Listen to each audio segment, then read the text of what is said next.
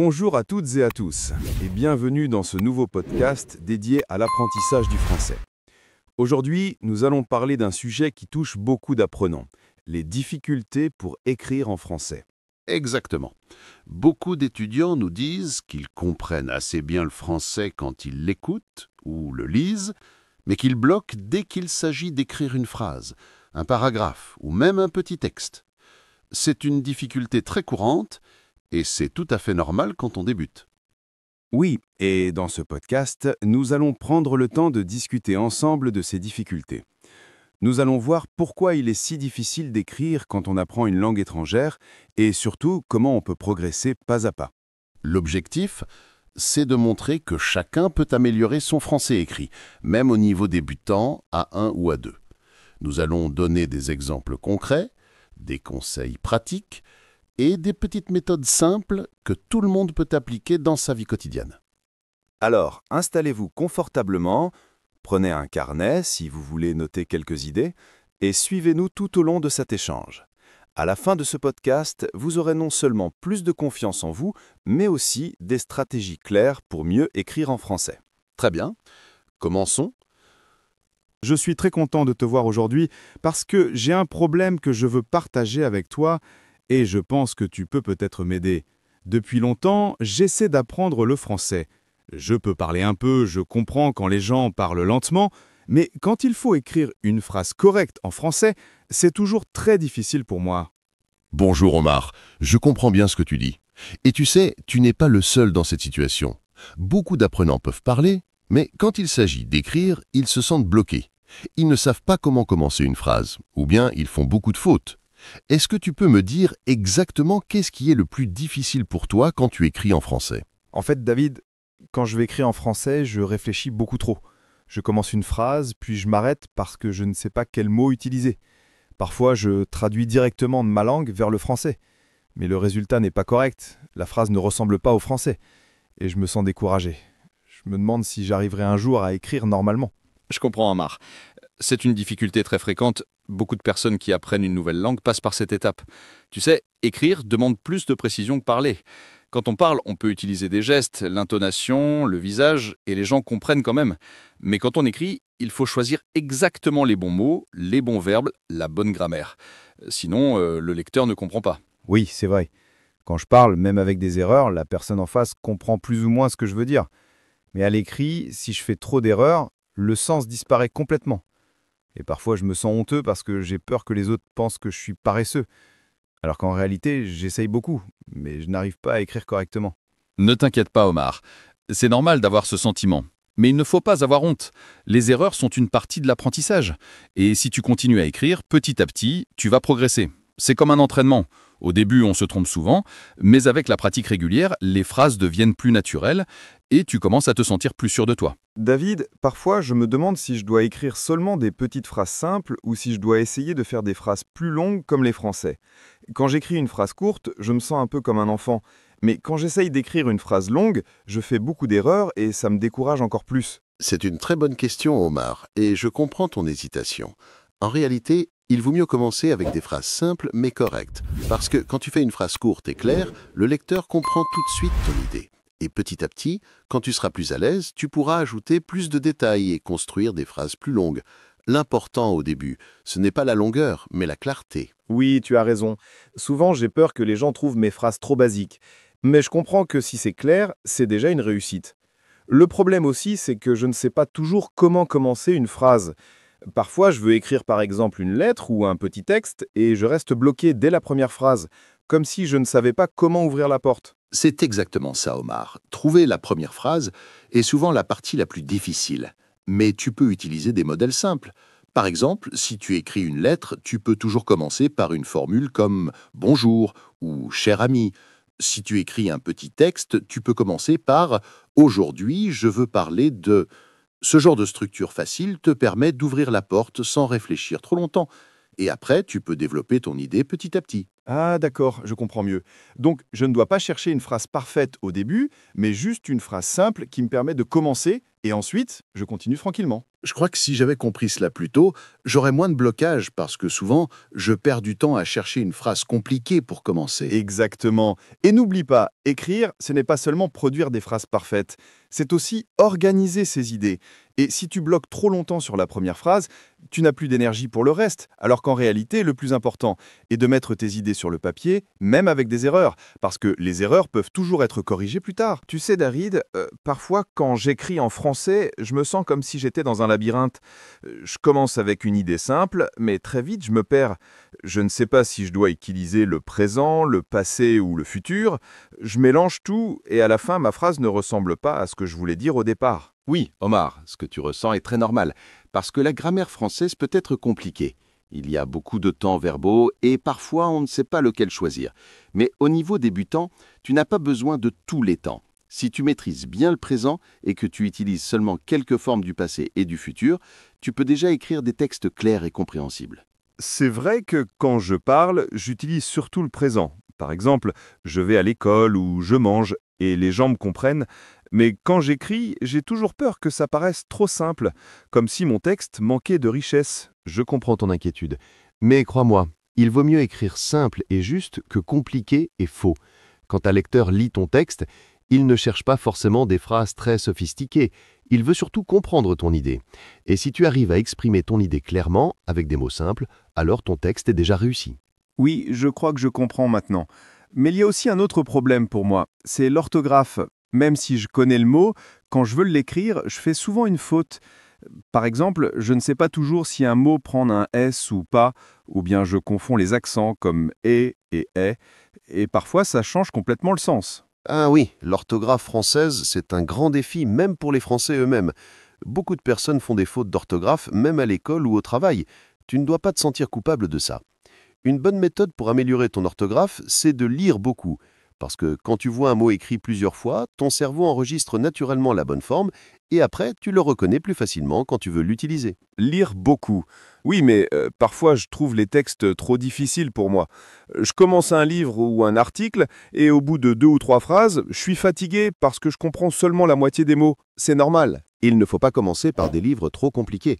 Tu peux lire des petits textes adaptés pour les apprenants de ton niveau, par exemple des histoires très simples, des dialogues faciles ou même des petits articles pour enfants. L'important, ce n'est pas la quantité, mais la régularité. Lire un peu chaque jour, même seulement 10 minutes, peut améliorer beaucoup ton écriture et ton orthographe. Tu sais, David, quand je lis un texte en français, je remarque qu'il y a beaucoup de mots que je connais déjà. Mais quand je dois les écrire moi-même, je ne me souviens plus exactement des lettres. Parfois, je mets une lettre en plus ou j'oublie une lettre. Et même si le mot me paraît familier, je fais quand même une faute et ça me décourage beaucoup. Oui, Omar, c'est une expérience très fréquente chez les apprenants. Reconnaître un mot et écrire un mot, ce sont 2 compétences différentes. Ton cerveau peut reconnaître rapidement la forme d'un mot quand tu le lis. Mais pour l'écrire, il doit se rappeler de chaque lettre, de chaque accent, et ça demande plus de concentration. C'est pour ça qu'il faut entraîner cette compétence régulièrement. Mais alors, comment je peux entraîner mon cerveau à écrire les mots correctement? Parce que parfois, je me dis que lire ne suffit pas. J'ai besoin d'un exercice spécial pour retenir l'orthographe des mots. Tu as raison, Omar. Lire, c'est une base très importante, mais il faut aussi pratiquer activement. Une méthode très simple est la dictée. Tu prends un petit texte adapté à ton niveau, tu demandes à quelqu'un de le lire lentement ou tu écoutes un enregistrement et tu écris en même temps. Ensuite, tu compares ton texte avec l'original et tu vois où sont tes fautes. C'est un exercice très efficace pour progresser à l'écrit. Ah, la dictée. Oui, j'ai déjà entendu parler de ça, mais je pensais que c'était seulement pour les enfants à l'école. Je ne savais pas que ça pouvait aider aussi les adultes qui apprennent une langue étrangère. Bien sûr que oui. La dictée n'est pas seulement pour les enfants, c'est un outil universel pour apprendre à écrire. Même beaucoup de Français adultes s'exercent avec des dictées pour améliorer leur orthographe. Et toi aussi, tu peux utiliser cette méthode. Au début, ça sera peut-être difficile, mais avec le temps, tu verras une grande différence dans ton écriture. Je comprends mieux maintenant. En fait, ce que je dois faire, c'est combiner plusieurs choses. Lire régulièrement des petits textes simples et aussi pratiquer des dictées pour retenir l'orthographe des mots. Comme ça, je travaille ma compréhension et aussi ma mémoire des lettres. Exactement, Omar, tu as parfaitement résumé. Si tu fais ces 2 exercices chaque semaine, même seulement quelques minutes par jour, tu vas voir que ton écriture va devenir plus fluide, tu feras de moins en moins de fautes et tu prendras confiance en toi. L'important, c'est la régularité. Écrire un peu chaque jour vaut beaucoup plus qu'écrire beaucoup une seule fois par mois. Il y a quelque chose d'autre qui me pose beaucoup de problèmes. Ce n'est pas seulement l'orthographe des mots, mais aussi la construction des phrases. Parfois, je connais les mots, je connais leur sens, mais quand je veux les mettre ensemble pour écrire une phrase, je ne sais pas comment les organiser, et le résultat est souvent confus. Ou bien je copie la structure de ma langue maternelle, mais en français, ça ne marche pas. Oui, Omar, c'est une difficulté normale, parce que chaque langue a sa propre logique, sa propre façon de construire les phrases. Et quand on apprend une nouvelle langue, on a tendance à garder la structure de sa langue d'origine. C'est comme une habitude très forte. Mais la bonne nouvelle, c'est qu'avec de la pratique, tu peux apprendre à penser petit à petit comme un francophone. Mais comment je peux faire pour apprendre cette logique française ? Parce que parfois je me dis, si je n'ai pas un professeur pour corriger mes phrases, je vais toujours écrire avec les structures de ma langue maternelle, et personne ne va comprendre ce que je veux dire. C'est une bonne question, Omar. Une méthode très efficace pour apprendre la structure, c'est d'imiter des modèles. Par exemple, tu peux lire un texte simple et essayer de copier les phrases en changeant seulement quelques mots. Comme ça, tu gardes la bonne structure française, mais tu utilises ton propre vocabulaire. C'est comme un entraînement musculaire. Tu répètes les bons gestes jusqu'à ce qu'ils deviennent naturels. Ah, d'accord. Donc, si je lis par exemple une phrase comme « Je vais au marché avec ma mère », je peux écrire une autre phrase comme « Je vais à l'école avec mon ami », en gardant la même construction mais en changeant les mots. Exactement. C'est une technique très efficace, parce que tu apprends en pratiquant directement les bonnes formes. Au lieu de réfléchir trop longtemps à la théorie, tu entraînes ton cerveau à reconnaître les structures correctes. Et peu à peu, tu ne traduis plus depuis ta langue, mais tu penses directement en français. Je crois que c'est une bonne idée, parce que souvent je passe trop de temps à chercher des règles de grammaire, mais après j'oublie comment les utiliser dans mes phrases. Si je travaille avec des modèles simples, peut-être que ça sera plus naturel pour moi. Oui, tu as tout compris. Les règles de grammaire sont utiles pour comprendre le fonctionnement de la langue. Mais pour écrire, ce qui compte le plus, c'est la pratique régulière avec des phrases réelles. Plus tu écriras en suivant des modèles, plus tu auras confiance en toi et plus tu seras capable de construire tes propres phrases sans hésiter. David, il y a quelque chose qui me bloque beaucoup aussi. C'est la peur de faire des fautes devant les autres. Par exemple, quand je dois écrire un message en français sur un groupe WhatsApp ou quand je dois envoyer un email simple, je me sens stressé. Je vérifie chaque mot plusieurs fois et même après ça, j'ai peur que les gens se moquent de moi parce que j'ai fait une erreur. Oui, Omar, je comprends très bien ce que tu ressens. Beaucoup d'apprenants ont cette peur. Ils se disent que s'ils font une faute, les autres vont les juger ou rire d'eux. Mais en réalité, la plupart des gens ne jugent pas. Au contraire, ils respectent ton effort d'apprendre une langue qui n'est pas la tienne. Et même si quelqu'un remarque une faute, il ne faut pas le voir comme une honte, mais comme une occasion d'apprendre. Oui, peut-être, mais dans ma tête, je me dis toujours, si j'écris avec beaucoup de fautes, les autres vont penser que je suis nul ou paresseux, alors qu'en vérité, j'ai passé beaucoup de temps à réfléchir avant d'envoyer mon message, et ce stress me fait perdre l'envie d'écrire. Je comprends ton inquiétude, mais laisse-moi te dire quelque chose d'important. Personne ne peut apprendre une langue sans faire d'erreurs. Même les enfants qui apprennent leur langue maternelle font des fautes pendant des années. Et pourtant, personne ne se moque d'eux. Au contraire, on les encourage. Alors pourquoi toi, tu devrais avoir honte ? Tes erreurs montrent simplement que tu es en train d'apprendre. C'est vrai que, vu comme ça me rassure un peu. Mais parfois, j'ai envie de tout contrôler. Je veux que mon texte soit parfait avant de l'envoyer. Et du coup, je passe trop de temps à corriger et je n'arrive jamais à être satisfait. C'est une réaction normale. Mais il faut accepter que la perfection n'existe pas, surtout quand on apprend. Au lieu de chercher à écrire un texte parfait, cherche simplement à écrire un texte compréhensible. Ton objectif doit être la communication, pas la perfection. Et plus tu vas écrire, plus tes textes deviendront clairs sans même que tu t'en rendes compte. Tu as raison. Si j'attends d'être parfait, je ne vais jamais écrire. Je crois qu'il vaut mieux écrire avec des petites erreurs que de ne rien écrire du tout. Exactement, Omar. Tu as dit quelque chose de très important. Il vaut mieux écrire avec des fautes que de ne pas écrire du tout. Parce qu'un texte imparfait peut toujours être corrigé. Mais un texte qui n'existe pas, personne ne peut l'améliorer. David, il y a quelque chose qui m'est arrivé récemment et ça m'a beaucoup gêné. J'ai dû écrire un petit texte pour mon cours de français. J'étais très content parce que je pensais que cette fois je réussirais. Mais quand j'ai fini, j'ai relu mon texte et j'ai vu beaucoup de fautes. J'étais tellement déçu que je ne voulais plus montrer mon travail à personne. Oui, Omar, je comprends ce sentiment. Ça arrive à tout le monde. L'important, c'est de ne pas rester bloqué sur ce moment. Tu peux utiliser cette expérience pour apprendre. Regarde tes fautes, note-les et essaye de comprendre pourquoi elles sont là. De cette façon, tu transformes un moment gênant en un outil pour progresser. Oui, mais j'avais tellement peur que le professeur se moque de moi ou que mes camarades rient que je n'ai presque pas participé à la correction. Je me suis senti honteux et ça m'a donné encore plus envie de ne pas écrire. Je comprends, Omar. Mais la plupart des enseignants ne se moquent pas. Au contraire, ils veulent que tu apprennes. Et même tes camarades, souvent ils comprennent.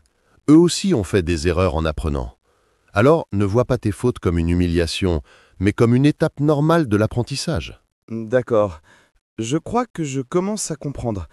Je dois accepter que les fautes font partie du processus et que tout le monde en fait, même les Français parfois. Peut-être que je me mets trop de pression et c'est pour ça que j'ai peur de montrer ce que j'écris. Exactement, Omar. Le stress vient souvent de la peur du jugement. Mais si tu changes ton regard et que tu vois chaque texte comme un entraînement, tu seras beaucoup plus libre. Tu écris pour toi d'abord, pour progresser, et ensuite, tu peux partager tes textes avec les autres sans peur. Oui, je vais essayer de penser comme ça. Écrire d'abord pour moi et corriger petit à petit sans chercher la perfection tout de suite. Peut-être que si je pratique régulièrement, cette peur va disparaître progressivement. C'est exactement ça. Et tu verras, Omar, plus tu écriras, plus tu prendras confiance, et plus il te sera facile de construire des phrases complètes et de corriger tes erreurs tout seul. David, je me demande comment je peux pratiquer l'écriture tous les jours. Parce que parfois je n'ai pas beaucoup de temps et quand je commence, je me sens fatigué. Je ne sais pas si je pourrais vraiment progresser avec si peu de temps disponible. Oui, Omar, je comprends ton inquiétude. Mais tu sais, même quelques minutes chaque jour peuvent faire une grande différence. Il vaut mieux écrire 10 minutes chaque jour que 2 heures seulement une fois par semaine. La régularité est plus importante que la quantité. Ton cerveau a besoin de répétitions pour mémoriser les mots et les structures. Oui, je crois que tu as raison. Mais je ne sais pas toujours quoi écrire.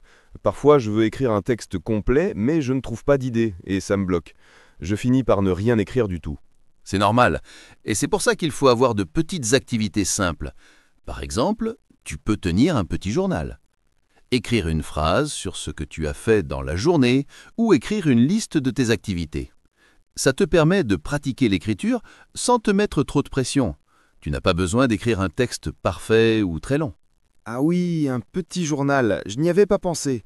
Donc même une phrase simple comme « Aujourd'hui je suis allé au marché » peut m'aider à progresser, même si la phrase est très courte. Exactement, Omar. Et tu peux ensuite ajouter un peu plus de détails chaque jour.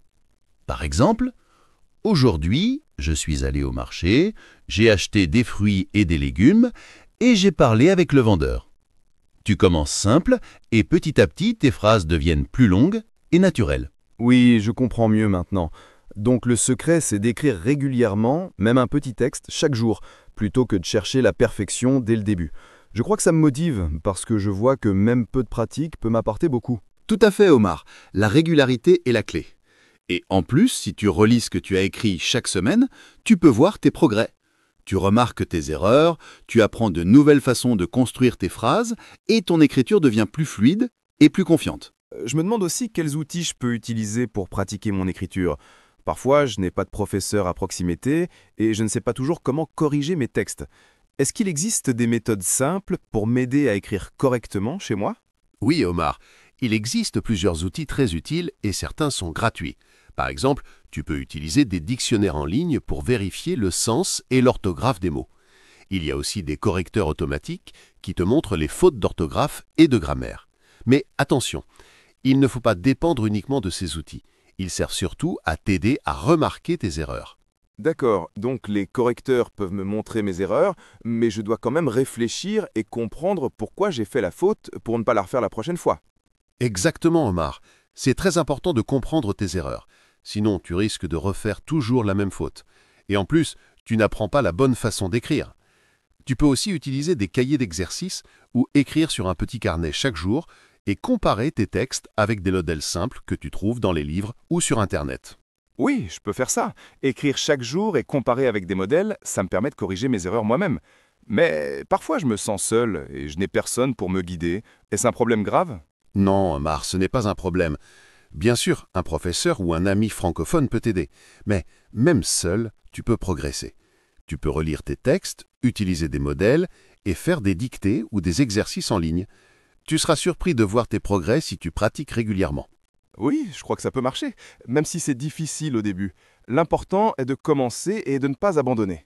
Chaque petit texte que j'écris me rapproche un peu plus de mon objectif, qui est d'écrire correctement en français. Exactement, Omar. Il ne faut jamais abandonner, et chaque effort compte.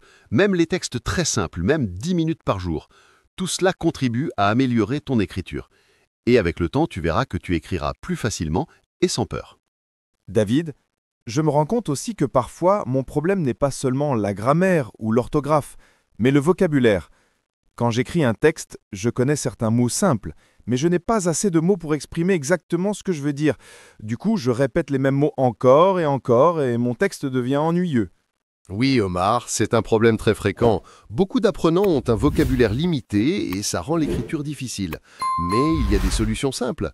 Tu peux par exemple créer une liste de nouveaux mots chaque semaine, écrire leur signification et faire des phrases avec ces mots. De cette façon, tu les mémorises et tu peux les utiliser plus facilement dans tes textes. D'accord. Donc, si je rencontre un mot nouveau, je l'écris dans mon carnet, j'essaie de faire une phrase avec et je relis cette liste régulièrement. Ça m'aidera à ne pas oublier le mot. Exactement, Omar. Et tu peux aussi utiliser les synonymes. Par exemple, si tu écris toujours grand, tu peux apprendre des mots comme énorme, immense, vaste. Ça rend ton texte plus riche et en plus, tu apprends à varier ton langage, ce qui est très important pour progresser à l'écrit. Oui, je comprends. Mais parfois, je me dis que c'est trop difficile parce qu'il y a tellement de mots à apprendre et je ne sais pas par où commencer. Je me perds un peu avec toutes ces listes. Ne t'inquiète pas, commence petit. Par exemple, choisis seulement 5 mots par semaine. Écris une phrase pour chaque mot et relis ces phrases régulièrement. C'est beaucoup mieux que d'apprendre 50 mots en une seule fois. Ton cerveau mémorise mieux quand c'est progressif. Et après quelques semaines, tu auras déjà un vocabulaire beaucoup plus large. Ah oui, 5 mots par semaine, c'est plus facile à gérer. Et si je pratique chaque semaine, je vais voir un vrai progrès dans mes textes, parce que je pourrai exprimer mes idées plus précisément, et mes textes ne seront plus toujours les mêmes. Exactement, Omar. Enrichir ton vocabulaire petit à petit, c'est comme construire un mur, une brique après l'autre. Et chaque nouveau mot que tu ajoutes te permet d'écrire des phrases plus variées et plus intéressantes. Avec le temps, tu verras une grande différence dans ton écriture. David, il y a une autre chose qui me bloque souvent quand j'écris. C'est l'organisation de mes idées.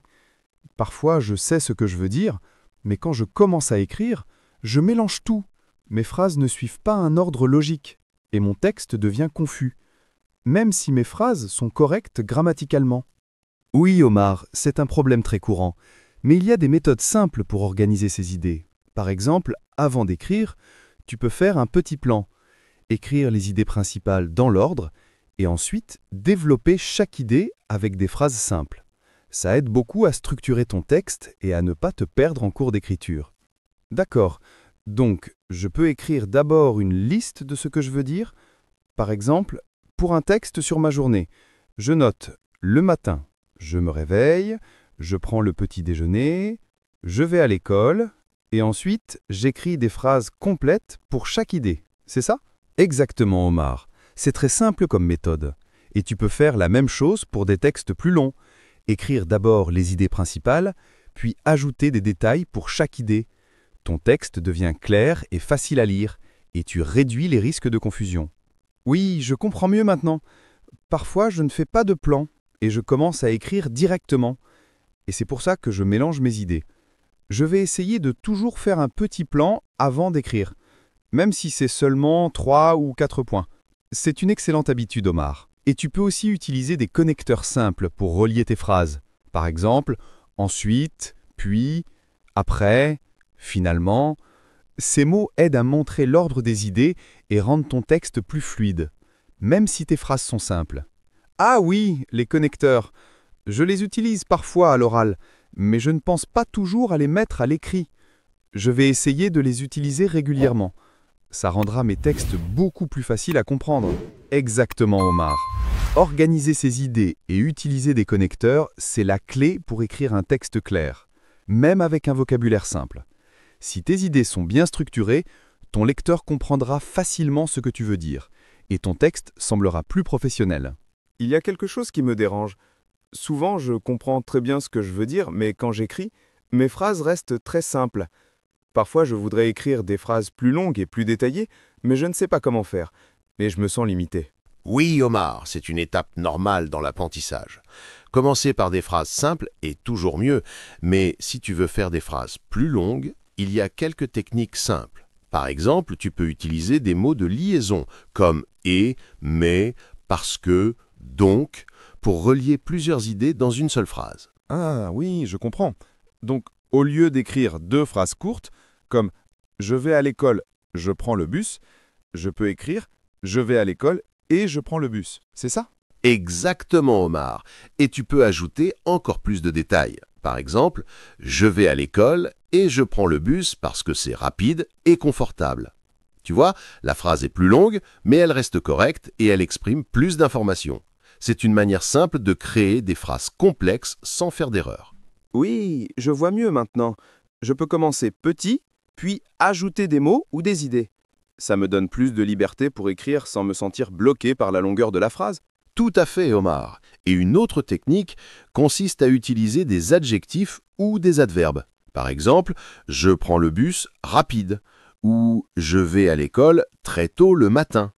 Ça enrichit ta phrase et petit à petit, tu apprendras à combiner plusieurs idées correctement dans une seule phrase. Ah oui, les adjectifs et adverbes, je les oublie souvent.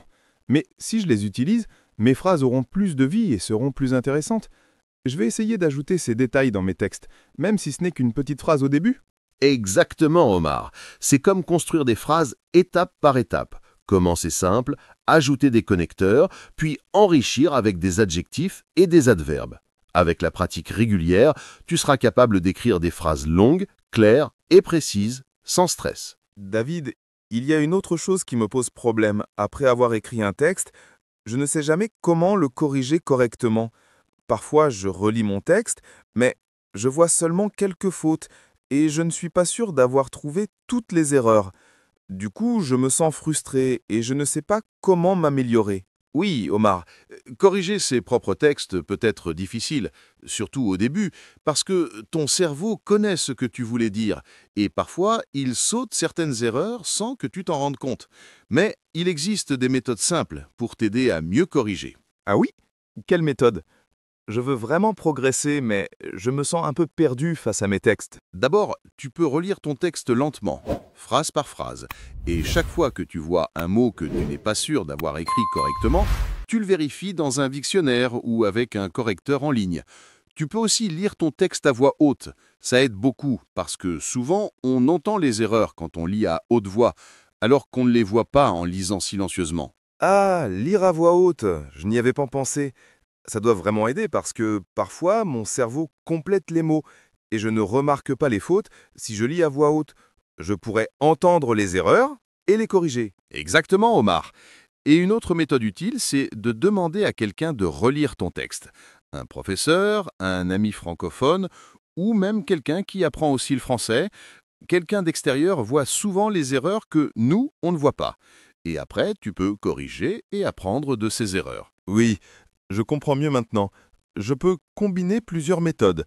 Relire lentement, lire à voix haute, utiliser un correcteur et demander de l'aide. Comme ça, je ne rate plus autant d'erreurs et je peux vraiment apprendre de mes textes. Exactement, Omar. Corriger ses propres textes est un apprentissage à part entière. Chaque erreur que tu corriges te rapproche d'une écriture plus correcte. Et avec le temps, tu verras que tu feras de moins en moins d'erreurs et que tu pourras relire tes textes plus facilement et avec confiance. Il y a encore un problème qui me bloque quand j'écris, c'est la ponctuation. Je ne sais jamais où mettre les points, les virgules ou les points-virgules. Parfois je mets trop de virgules, parfois je n'en mets pas assez, et ça rend mon texte difficile à comprendre.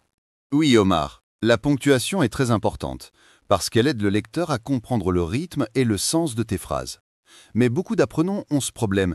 Il ne faut pas t'inquiéter. Avec un peu de pratique, tu peux apprendre à utiliser correctement les signes de ponctuation. Mais comment je peux pratiquer ça? Je ne sais pas toujours si une phrase doit se terminer par un point ou si je dois mettre une virgule. Parfois, je lis des textes français, mais je ne comprends pas pourquoi l'auteur a mis une virgule ici et pas là.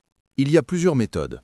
D'abord, tu peux lire beaucoup de textes simples et observer comment l'auteur utilise les points, les virgules et les autres signes. Après, tu peux essayer d'imiter ces phrases dans tes propres écrits. Une autre méthode consiste à écrire une phrase, puis à la relire à voix haute. Si tu sens une pause naturelle, tu peux mettre une virgule. Si la phrase est complète, tu mets un point. Ça devient progressivement automatique. Ah oui, lire à voix haute, encore une fois. Je comprends mieux maintenant. Ça m'aide à sentir le rythme de la phrase et à savoir où mettre la ponctuation. Je vais essayer cette méthode. Ça semble plus simple que d'apprendre toutes les règles par cœur. Exactement, Omar. Et n'oublie pas que la pratique régulière est la clé. Tu peux commencer par des phrases très simples et petit à petit, ajouter des phrases plus longues avec des virgules et des connecteurs. Chaque texte que tu écris te donne plus de confiance dans l'utilisation de la ponctuation. Oui, je comprends. Je vais essayer d'écrire un petit texte chaque jour, puis le relire à voix haute pour corriger la ponctuation. Je pense que ça va vraiment m'aider à progresser. Et avec le temps, je vais utiliser la ponctuation correctement sans réfléchir trop longtemps. Tout à fait, Omar. C'est exactement comme ça que tu vas améliorer ton écriture. Et rappelle-toi, la ponctuation n'est pas seulement une règle, elle rend ton texte plus agréable à lire et plus clair pour le lecteur. Je rencontre un autre problème quand j'écris, c'est que je ne sais pas comment faire un texte long et cohérent. Mes phrases sont souvent correctes individuellement, mais quand je les mets ensemble, elles ne forment pas un texte fluide et je me perds dans mes idées. Oui, Omar, beaucoup d'apprenants rencontrent ce problème. Écrire un texte long demande non seulement de bonnes phrases, mais aussi une bonne organisation des idées. C'est pour ça que faire un petit plan avant d'écrire est très utile. Comme nous l'avons déjà dit, tu écris d'abord les idées principales dans l'ordre, puis tu développes chaque idée avec des phrases simples et des détails. Oui, je me souviens, mais parfois je ne sais pas combien de phrases écrire pour chaque idée. Si j'écris trop peu, mon texte est trop court, et si j'écris trop, je perds le fil et je mélange mes idées. C'est frustrant. Exactement, Omar. Il faut trouver un équilibre. Une bonne méthode consiste à écrire 2 ou 3 phrases pour chaque idée principale, puis ajouter un détail ou un exemple. Après, tu passes à la prochaine idée. Ainsi, ton texte reste clair, logique et pas trop long. Petit à petit, tu apprendras à juger combien de phrases sont nécessaires pour chaque partie. Ah oui, donc je dois penser à chaque idée comme un petit paragraphe, avec 1 ou 2 phrases principales et un détail. Ça rend le texte plus facile à suivre et ça m'aide à rester organisé. Exactement. Et n'oublie pas d'utiliser des connecteurs pour relier les phrases et les idées. Par exemple, ensuite, de plus, enfin, par exemple. Ces mots aident le lecteur à suivre ton raisonnement et donnent de la cohérence à ton texte. Oui, je comprends mieux maintenant. Si je fais un plan, puis j'écris quelques phrases par idée et j'utilise des connecteurs, mon texte sera plus clair et plus facile à lire. Je vais essayer cette méthode pour mes prochains textes. C'est une excellente idée, Omar. Et rappelle-toi, écrire un texte long et cohérent demande de la pratique. Ne te décourage pas. Chaque texte que tu écris, même court, te rapproche de ton objectif. Et avec le temps, tu seras capable d'écrire des textes plus longs naturellement. David, il y a encore quelque chose qui me bloque quand j'écris. Parfois, je vais écrire un texte, mais je ne sais pas quoi dire. Je n'ai pas d'idée originale. Je finis par écrire des choses très simples où je répète toujours la même idée. Et je me sens frustré. Oui, Omar, trouver des idées nouvelles n'est pas facile, mais il existe des méthodes pour stimuler ta créativité. Par exemple, tu peux t'inspirer de ta vie quotidienne, écrire ce que tu fais chaque jour, ce que tu vois autour de toi, ce que tu ressens. Souvent, les idées les plus simples sont les meilleures pour commencer. Ah oui, donc je peux écrire par exemple « Aujourd'hui, je suis allé au marché », puis ajouter « J'ai rencontré mon ami et nous avons parlé de notre cours de français ». Ce sont des idées simples, mais ça peut devenir un texte intéressant. Exactement, Omar. Et tu peux aussi lire des histoires courtes ou regarder des vidéos en français puis écrire un résumé ou des impressions. C'est un excellent exercice pour trouver des idées. Même si le texte n'est pas très long, tu t'habitues à réfléchir en français et à exprimer tes idées. Oui, je comprends mieux maintenant. Parfois, je me bloque parce que je veux trouver quelque chose de très original.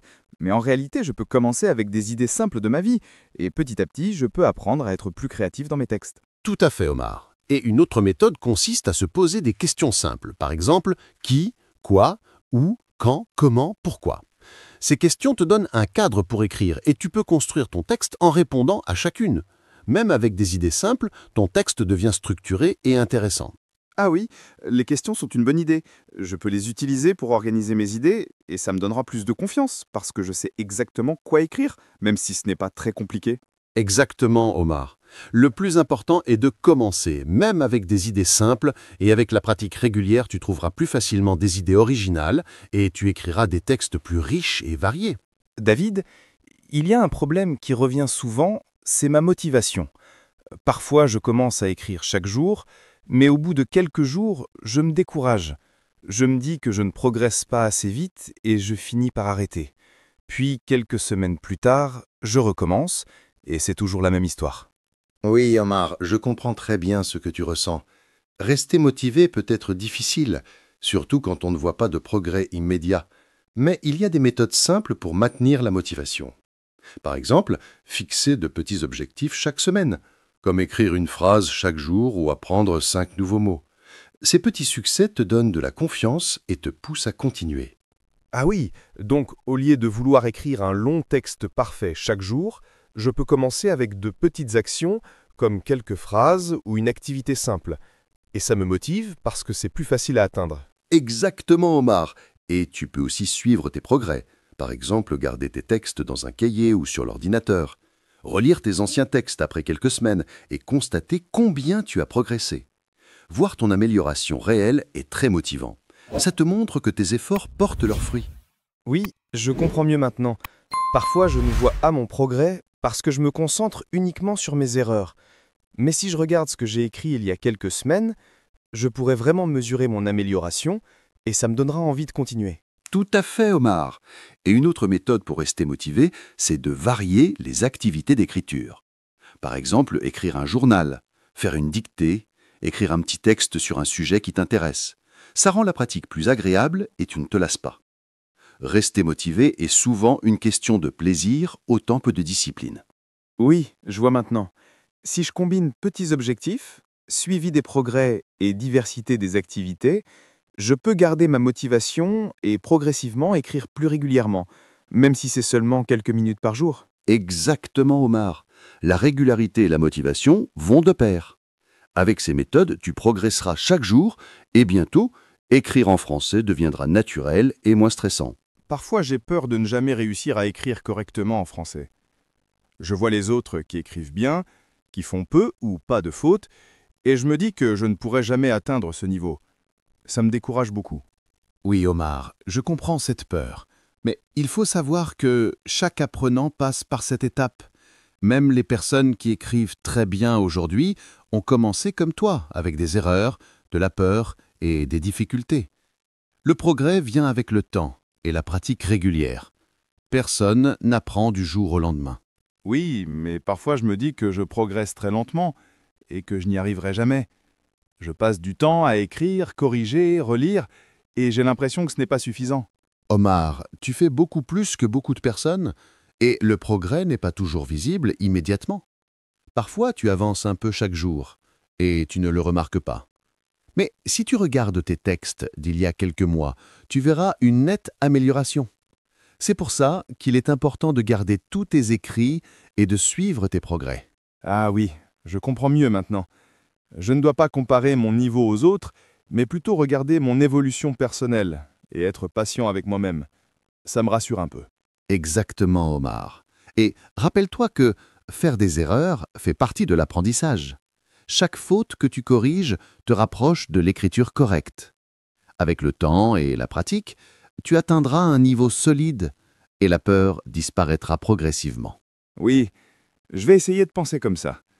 Me concentrer sur mes progrès et accepter que les erreurs sont normales. Si je fais ça, je pense que je pourrai continuer à écrire sans trop de stress. C'est exactement la bonne approche, Omar. Patience, pratique et persévérance. Voilà les clés pour réussir à écrire correctement en français. Et chaque effort que tu fais aujourd'hui te rapproche un peu plus de ton objectif. Après toutes ces discussions, je me rends compte que j'ai beaucoup appris aujourd'hui. Il y a tellement de choses à retenir et j'ai l'impression que maintenant je comprends mieux comment progresser en écriture. Oui, Omar. Récapitulons un peu ce que nous avons vu. D'abord, il est important d'accepter que les erreurs font partie de l'apprentissage. Personne n'écrit parfaitement dès le début. Ensuite, pratiquer régulièrement, même quelques minutes par jour, est plus efficace que de longues séances espacées.